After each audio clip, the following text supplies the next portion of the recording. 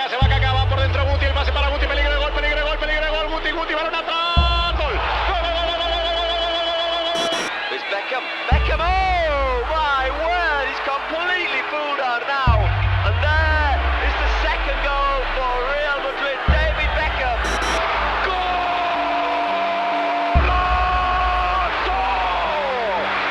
¡Desde el bolso entero Cristiano! ¡Mr. Champions 2! ¡Juventus 0!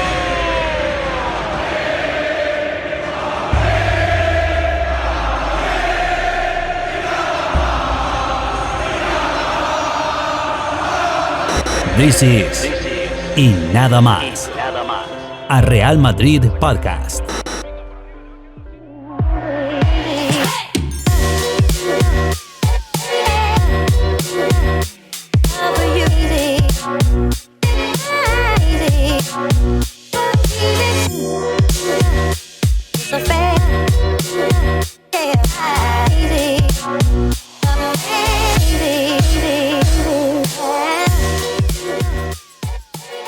Right, hello everybody. This is Eric Rivera from the Y Nada Más podcast, and today is a little bit different because of the fact that I am not in my studio. I am actually elsewhere, and well, that's kind of fun, huh? Because of the fact that I can't always get on the mic in my studio at my office, then what happens is I got to do it kind of like on the road, and I said. What I said, I think I've told you guys a couple of times, I'm really trying to make sure the content stays up to date and I'm constantly putting out content because really that's the only way you can succeed when it comes to podcasting is you have to consistently, so any of you guys out there, I've done podcasts in the past. I had a previous successful one that had to do with kickboxing and MMA. And then now, with the Nada Más podcast, I want it to be successful. I mean, I want to make a little money off of it, but not, I guess it's kind of like you just want to have something that's residual or I guess supplemental to whatever you're doing, But if you want to really make money on a podcast or on any sort of content, you got to be delivering pretty much like every day. Now, that's not something that I can realistically do, but the fact is I can do it now. I bought myself another mic so that I could do it if I'm on the road, if I'm not in my office, because I travel a lot for work. And then if I kind of have like a thought, a quick thought about something that's going on with Real Madrid, with up-to-date news, and I can kind of put an opinion up, then I'll do that. Now, what I'm going to do is, just to get you guys know and to jump into what we really want to talk about here, what I want to do is, a lot of times, if these kind of ones that I'm doing today, they're going to be audio only. So I will put them up on YouTube, but they won't have a video element to it. So they won't have, a camera recording of myself. Now, if you don't know what I'm talking about, we have a YouTube channel. So for you guys that are listening, we have a YouTube channel. Go over and check it out. It's at youtube.com @ Nada Más podcast. So there's a video version of the podcast if you want to see, me in my studio talking about Real Madrid. But in this case, if there's audio only versions and that's how you're listening and consuming the podcast, then you're really not going to see that much of a difference. The only difference is you're going to see is that I'm putting out more content than usual, So that's the idea. The idea is to stay up to date with all of that. And, I can kind of just, while I'm driving or while I'm on the train or wherever, if I'm on a plane, I wouldn't do it as much because people would be like looking at me pretty crazy. But if I'm, basically, or if I'm just like in a hotel room somewhere, I can do something very quickly and then upload it. I'll probably do a little bit of editing to it, put the bumper on it, essentially, the logo for Y Nada Más, and then throw it up and you guys can have the podcast will come out quicker. So that's the idea, guys. I really want to up the content. I want to up the amount of content and really not leave you guys waiting so much for podcasts. All right, with that said, let's talk about what's going on with Real Madrid. Obviously, we had a big game against Girona this weekend. Now, why was it a big game? I mean, obviously, Girona isn't a team that usually pops up in the conversation for being at the top of the table or being a direct competitor with Real Madrid. But it just so happens that Girona has performed admirably at the beginning of the season, and they found themselves in first place before Saturday. So what happened is essentially that we had a top of the table clash between Girona and Real Madrid this weekend to see who would essentially take the top of the table. Would it be Real Madrid, or would Girona continue to establish themselves and continue to be impressive at the top of the table? Now, one of the things that a lot of pundits had been saying, if you were looking around, is that while Girona was playing really good football, they weren't playing football. Well, they hadn't really been tested against, one of the top teams in LaLiga, which is usually an Atlético, Real Madrid, or Barcelona. So they hadn't gone against either of those three. Now, obviously, they had, they had won against Villarreal. They had beaten other teams, but they hadn't been necessarily tested against the top clubs in La Liga. So it will all remain to be seen how good was their performance really going to be? How good was their form really once they faced the top level team? And well, we got to see it on Saturday. Really, Real Madrid suffered early, and that's something that, I think a lot of us are still worried about a little bit is, what is going on with Real Madrid's defense? What's happening? It seems like every single time, and I was, when I was on X, formerly known as Twitter, when I was on X, seeing a lot of comments from people, it was the same thing. The idea, the thought was, hey, like, why is it that every single time Real Madrid, there's a set piece against Real Madrid, either it's a corner or it's a free kick where they deliver a ball into the box. Why is Real Madrid having such a difficulty clearing the ball? And that is really one of the things that I think is a concern for a lot of us Madridistas, because that's what's happening. That is what it looks like is happening right now with Real Madrid. Why is it that every single time they're kicking the ball into the box, we are having a difficulty clearing it? Now, there were two close headers at the beginning of the game. One from Yangel Herrera, and the other one from the young Ukrainian on, I don't remember if it was Dovvik, I think his name is, or Sigankov. I think it might have been Sigankov, but it was close. It hit the post, and it seemed like we were going to go down early in this game, which seems to be Real Madrid's kind of MO as of late. As of late, meaning years now, where Madridistas have to essentially suffer from the beginning of the game because we go down early and then we end up coming back at the end of the game. It's been kind of our MO ever since the BBC era ended. So what's going on now is, so what happened in this game is essentially after that initial scare, Real Madrid really started to get a foothold on this game. And a lot of people were criticizing, and I'm going to be a Carlo Ancelotti.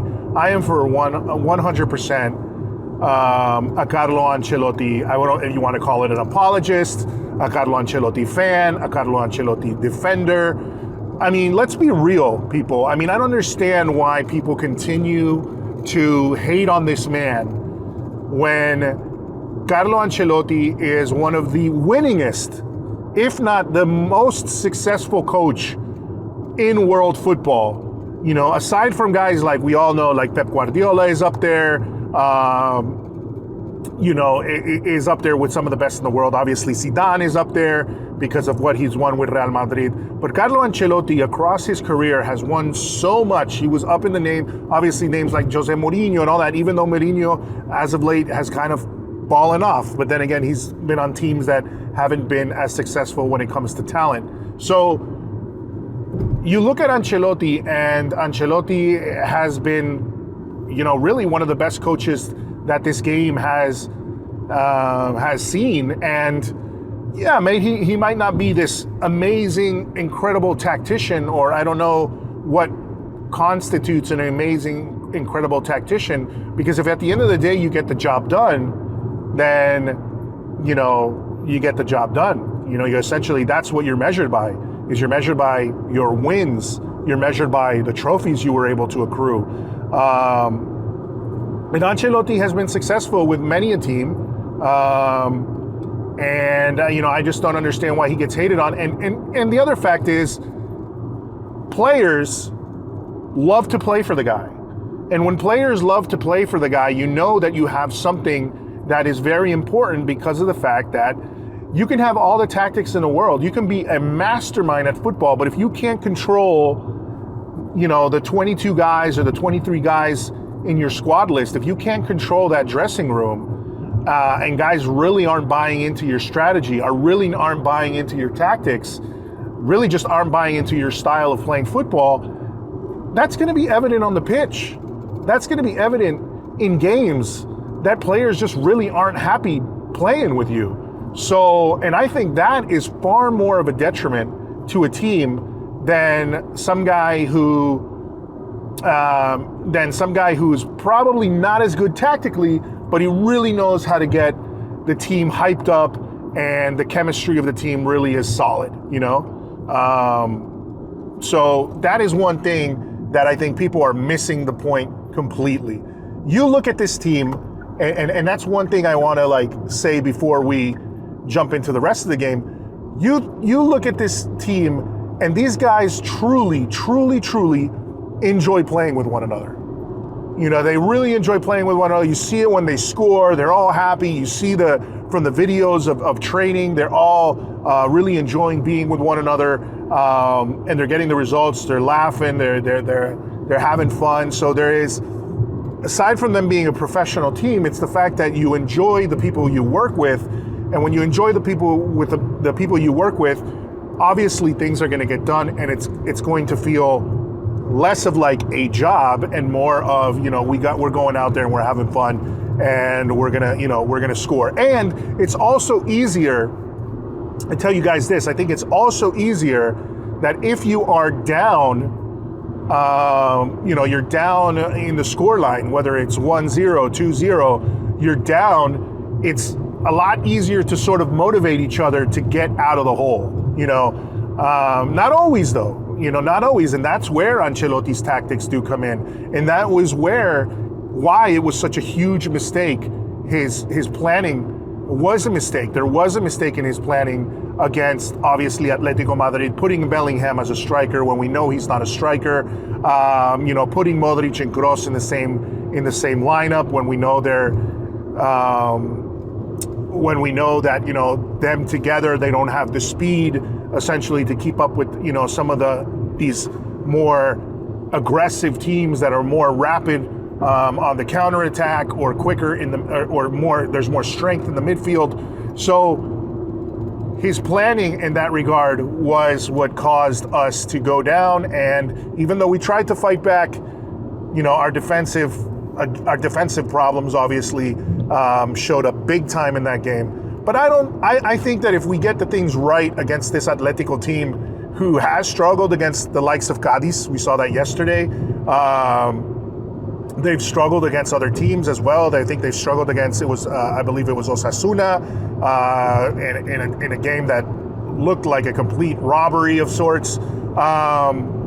So in those games, you would, I think, if Real Madrid gets its planning well, if it gets its lineup correct, you're really going to see Real Madrid excel and not suffer as much as they are.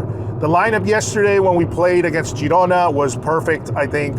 A lot of people were shitting on Carlo Ancelotti. That's why I go back to this whole idea of talking badly about Ancelotti. A lot of people were talking badly about Ancelotti because of or not badly, but because of the fact that he left Fran Garcia and Ferland Mendy on the bench, our two actual left backs, and he decided to go for Camavinga. A position that Camavinga has played in the past. He played it last season because we didn't have really a backup for Mendy. He played it last season. He played it really well, but he stated that he doesn't like to play there. He obviously likes to be in the midfield. But let's be real, guys. Obviously, yes, Camavinga as a left back is not something that should be, how would I say, it should not be the norm, right? It should be exactly kind of what happened yesterday. Fran Garcia is sort of hasn't really, I don't, and this is the thing, I don't think Fran Garcia is a bad player. I think he's a phenomenal player. The only problem is I still think he's green. I still think he's young. Obviously, he's not the same talent for me as Camavinga is, but I think he is a solid player. It's the reason we wanted him. It's the reason a lot of people enjoyed his play last season with Rayo Vallecano. It was one of the reasons we wanted to bring him back. So we really have to look at, maybe it just takes time for him to adjust to the team. He's only had a couple, he's only had what? I think it's been about, we were in match day 8, just finished match day 8. So you really think he's only had, about 10 games to really adjust to Real Madrid. He hasn't been always the starter. He's been taken off as well. He's looked good in some occasions. He's looked terrible in others. Atletico was one of those where, sure, he can help you in the attack, but defensively, he's a little bit suspect. And it's the problem that it's the same issue that occurs with Ferland Mendy, where Ferland Mendy is a more solid defensive left back, but he's not as good going forward. And then his form has kind of fallen off since he started with Real Madrid, because his first, I would say his first 2 seasons with Real Madrid were pretty solid defensively. It's just he didn't offer too much to attack. And, there's not a lot of overlapping runs with Vinicius, so Vinicius kind of finds himself isolated on the left flank without anybody sort of to back him up. Something that, he's not seeing with Fran Garcia, something that obviously he's adjusting. Camavinga does a great job of when he plays as a left back. And he got it absolutely right. I mean, let's be real. Ancelotti got it absolutely right. Camavinga had a stellar game against Girona.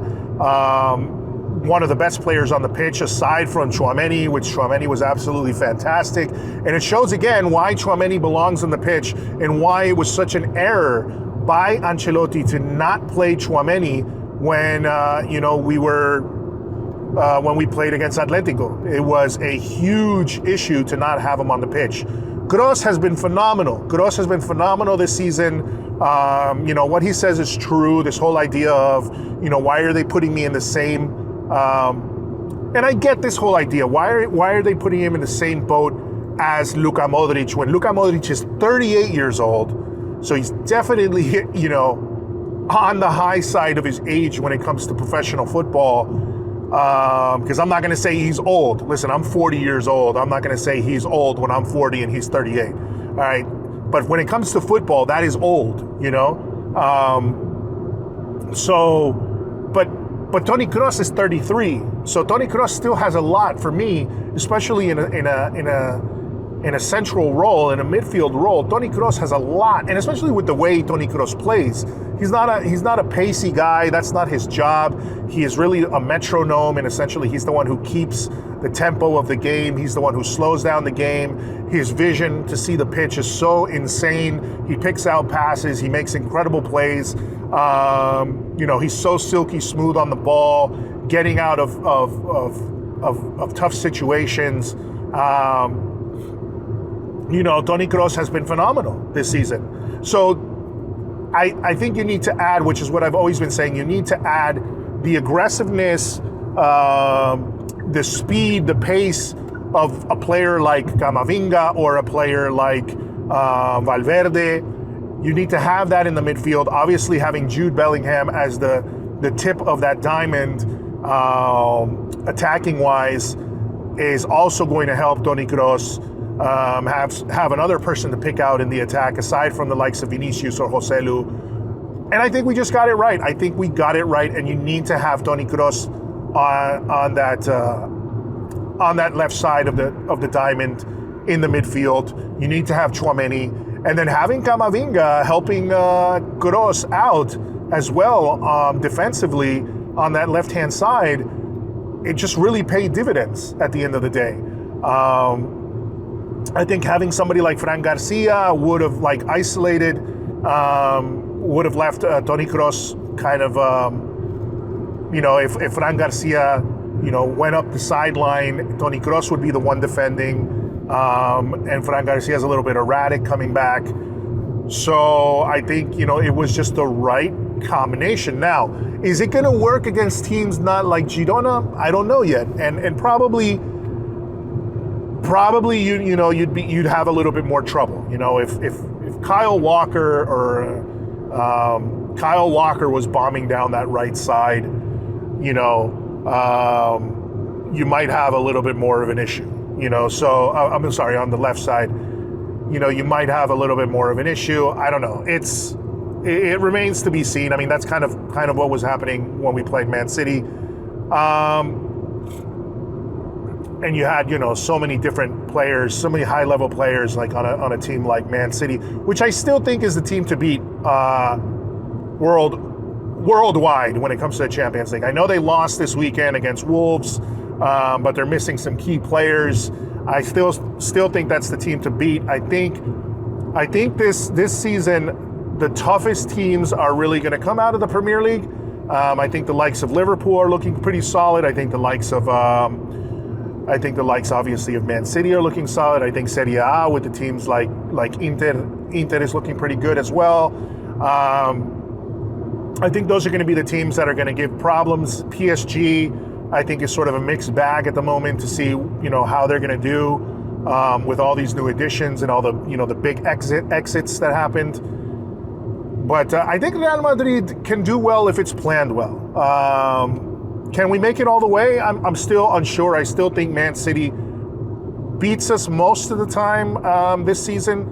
But, seeing how they performed against Wolves, I still think, there's always that one-off that can hurt them. So I think there's a chance. But going back to the game, another person I want to talk about is Joselu. I've said it. There's something about this guy that I really, really like. I still go back to the fact that Joselu, listen, we had Mariano. Yes, we barely ever played Mariano. But Mariano was, anytime we played him, he just looked absolutely atrocious, did not look good, couldn't score for the life of him, and Joselu just seems like he's, and Mariano, it was that whole idea of him, did he really want to be at Real Madrid? Was he just there for a paycheck?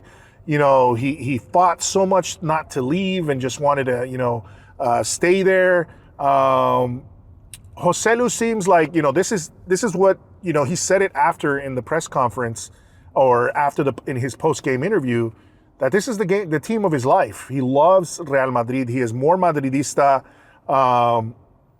than a lot of other guys we've had on the team in the past. He absolutely loves and adores Real Madrid. And aside from the fact that he's a guy that can score, we've seen it already. He can score. He continues to, one of the things that I like about him is he doesn't get discouraged, in that game. Obviously that he wasn't able to score the other day against Las Palmas. He was trying, he consistently tried, he was getting frustrated. A lot of strikers would have shut down and been like, man, I can't score on this guy, or I'm not getting anything in the net. And he was able to do it. At the end of the day, he was able to finally get his goal because he kept on going for it. And he was the first goal that we were able to score against Girona, obviously off an incredible pass from Bellingham. But these are the guys, Joselu is the type of guy, he has, I believe, 5 goals already.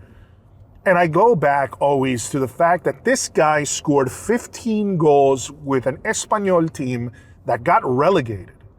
He was the only shining light on that Espanyol team.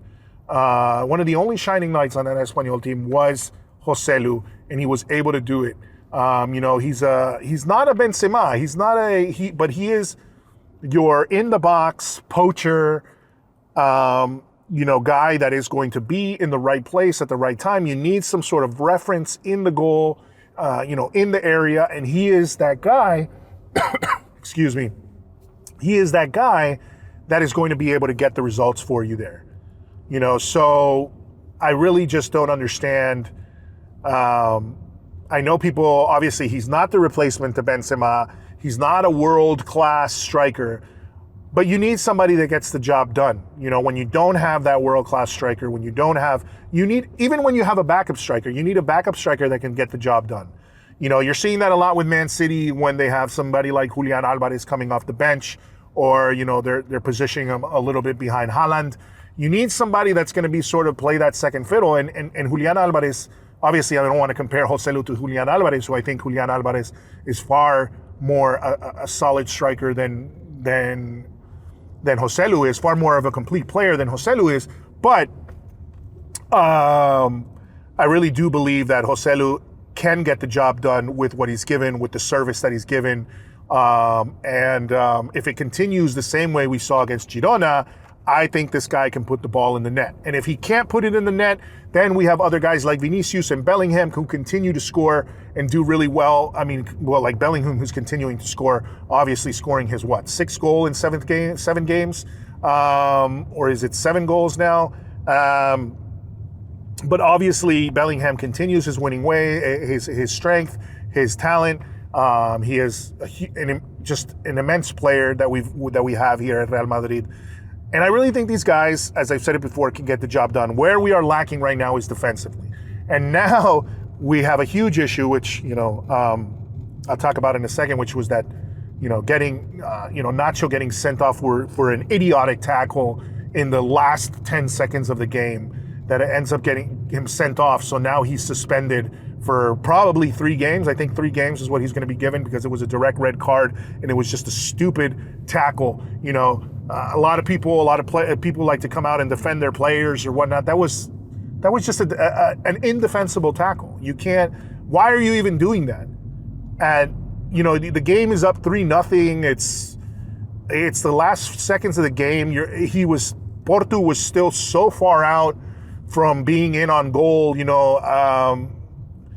I just, it was a brainless tackle. It was something that, you got to chalk it up as a mistake because Nacho, it doesn't seem like he's usually the type of guy to do things like that. But obviously it was just an idiotic move. And especially considering that our defense is so porous at the moment because of the fact that we're missing important players. We're missing David Alaba now. Now we're going to be missing Nacho. Rudiger at the last minute was able to come in. So now who are we going to play? Hopefully David Alaba is going to be ready for that game. Maybe do you put Mendy as a center back? I know he had played as a center back at one point a couple of seasons ago and looked pretty solid doing it. But we have to see, Mendy, is he even in good form at all? He hasn't had any minutes for the longest time. So you really, that's where our issues lie. Carvajal is on fire. He's been such a solid player for Real Madrid. But that's another issue. At right back, if we don't have Carvajal, who is a guy that is likely, usually has a propensity to get injured, if we don't have him, then we are really, really, really lacking in who can possibly step in for us. Because Lucas Vazquez is not the guy when it comes to just relying on him as a left back. Sure, he's a great utility player and he can offer a lot of things coming off the bench, but he is not a solid right back, so that's where, we're going to be lacking. And then as a left back, unless we're playing Camavinga there or Fran Garcia, really ups his game, which I think he will. I'm not gonna give up on Fran Garcia yet, and I don't think any of us should. Still a young guy, still hungry, looked solid, like I said, with his season with Rayo Vallecano, has looked solid in moments with Real Madrid, is good going forward, but is a liability right now going back. So there's a lot of different things that are happening there, especially in the defense. I think that's where we're most worried. Once again, going back to that comment that was, why is it that every single time a ball gets floated into the box, crossed into the box, whether it's from a set play, from a set piece or from a corner kick, whatever, do we look so dangerous? Nobody covers players. I think, I don't remember how many times, I think it's Dovic, Yangel Herrera, and there was another player there from Girona, kept on getting the ball and being on the receiving end of the ball, and they put the ball luckily over the bar or missed their headers completely. But we saw the same thing against Atlético Madrid. We were absolutely atrocious. Every single ball that went into the box was headed in goal. 3 headers, and one of the headers from Griezmann, who is not a tall guy, completely unmarked, just terrible marking, defensively not there. Alaba making a bunch of mistakes, not covering Morata, and easy pickings for some teams to score, especially if they have a guy like Morata or somebody who's good. And especially like for Barcelona, we have to be careful as well when you have guys like Araujo, when you have guys like Lewandowski in the box that can score and head the ball in, at any time. So that is where I think we are super weak right now. I think midfield we're strong. Obviously, attack is still always going to be a question mark. As for Rodrigo, I really think, and this is something I said the other day, and I wanted to kind of talk about that. Rodrigo, I really think a lot of people have been giving Rodrigo a lot of shtick or a lot of hate, when really, they both Vinicius and Rodrigo have been put in positions that are not their normal positions. These guys are both out and out wingers, and now you're putting them as to play more centrally as strikers. They're not used to that.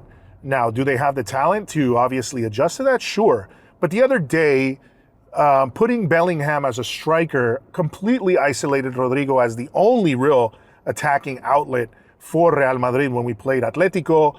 And he was essentially, there were so many points in that game where you really saw him by himself against the defense like Atletico Madrid, who were, resolute in sitting back and playing just very defensively. So, leaving him in that position is going to make him look terrible, but it's going to make him look a lot worse than what he really is. And Rodrigo has had some phenomenal plays this season that just, he's almost scored goals. He's hit the post. It's gone slightly wide. He made an incredible run against Girona, and the ball just slightly, he just hasn't been, his aim, I guess, hasn't been fine-tuned this season. He hasn't really found the net the way he'd want to. But Tchouaméni said it after the game. Tchouaméni said after he scored his goal that Cristiano Ronaldo, I think, had said it at one point that goals are like ketchup. So it's like the ketchup in the bottle that, you're struggling to get it out of the bottle, you're hitting the back of the bottle and it's not coming out. But then finally when ketchup comes out, it comes out, and a lot of it comes out. So really, I think, we got to give Rodrigo the benefit of the doubt. I really think that once he gets, his scoring boots on and he is able to sort of get his confidence back, scores a couple of goals, we'll start seeing those goals start pouring in from Rodrigo again. I really do think he is that talented player. I really do think that he, I wouldn't count out Rodrigo simply because he's having a bad spell at the moment. And maybe this, benching him for Joselu, who is able to find goal at the moment because he's that striker, because he's a striker and a solid one at that, as I've said. Giving him that competition is going to fire up Rodrigo, and we're gonna see the results of that. So I really think, we're at the top of the table. Yes, we lost that game against Atletico. It was a wake-up call, but we've been, we've had 2 wins since then. One, which was an important win over Girona. We were at the top of the table, even though it's Girona. They were at the top of the table. They've been playing well, so we have to take that. We have to see how Real Madrid is going to perform this week against Napoli. That Napoli, for all their troubles, seems to be finding, again, their form. Osimhen is back. And, he seems to be happy playing for Napoli again. He wrote a whole thing the other day about, being happy to play for Napoli. So I think that And I'm a Napoli fan, as I've said before, outside of LaLiga. When it comes to Serie A, I do follow Napoli. It's my favorite team.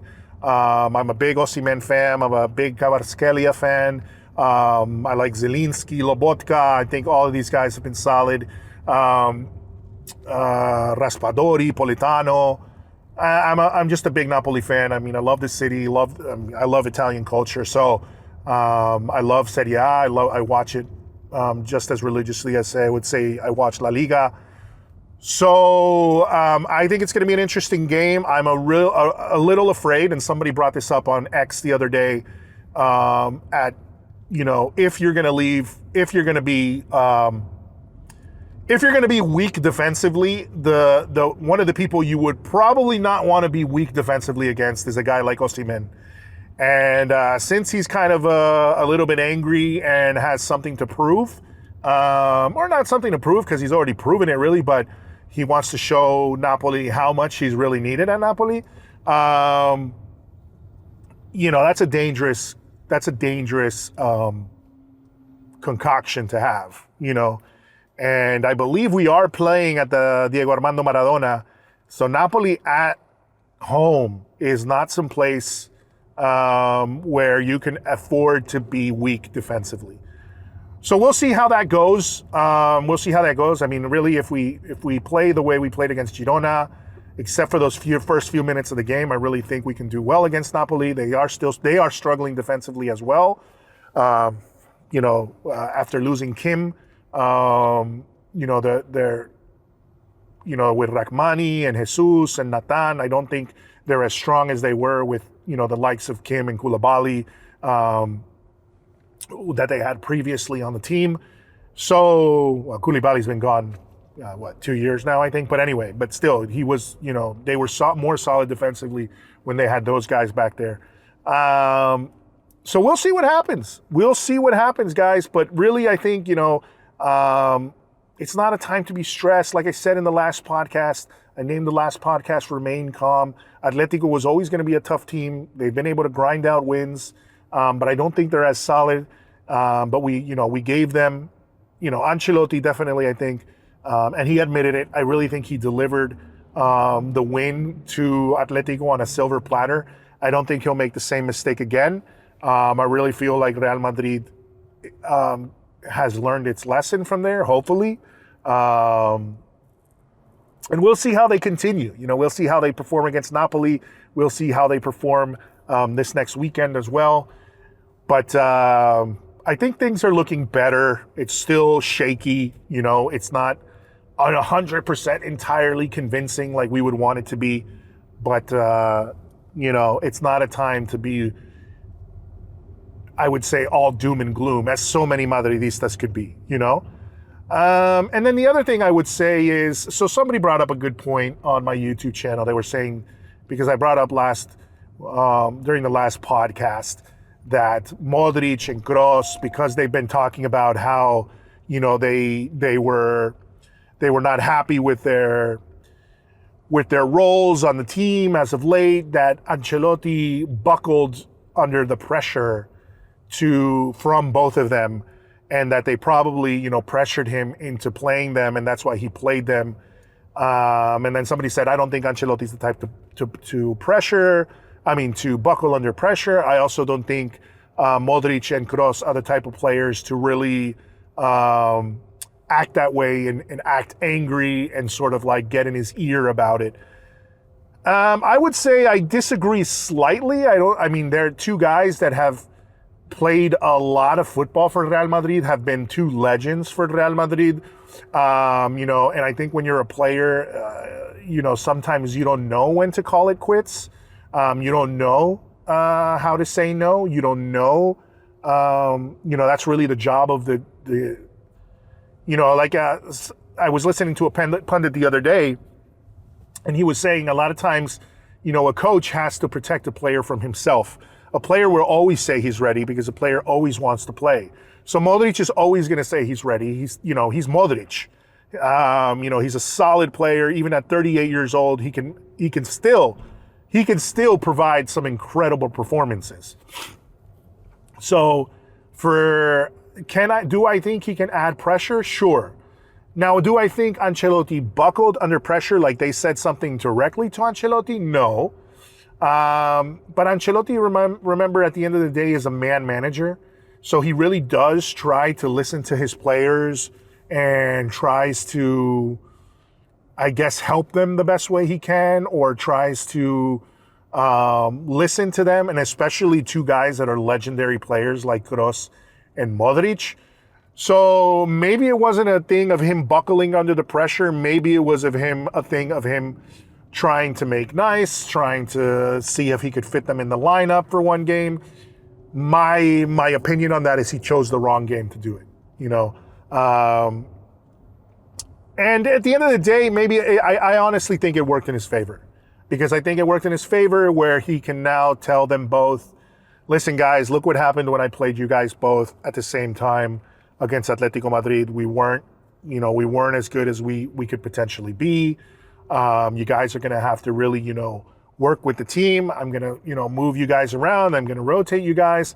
Although I think Kroos is 100% right too. I don't think Kroos is in the same boat as Modric. I think Kroos can still be a starter. I definitely feel like the likes of Camavinga coming in for Kroos, him being so young still, and the fact that I think, you have Valverde, you have Tchouaméni. I think for me, you need that youth, either a Valverde or a Camavinga in the midfield, with the experience of a Kroos, also with the experience of, let's say, a Carvajal in defense. You need sort of that experience to sort of lead the lines. You need that type of experience in order to really, you need sort of a captain, as one, a good friend once told me that he's from Madrid as well. A good friend once told me, he goes, you need kind of like a captain on every line, so you need a captain for the guy that's really kind of the leader in the defense, the guy who's really a leader in the midfield, and a guy who's leader in the attacking department. When it comes to the attacking department, we have young guys in Vinicius and Rodrigo, but they're so experienced at this point that really one of them should be taking up the mantle as the leader of that attacking line. If not, Joselu, I think being 33 years old and having played so many years can have that experience. Obviously, we have to see how much he's really going to be played. Is Rodrigo going to lose his position to Joselu? I don't think so. So we might see Joselu now that Rodrigo now that Vinicius is back, and he gave Joselu a start.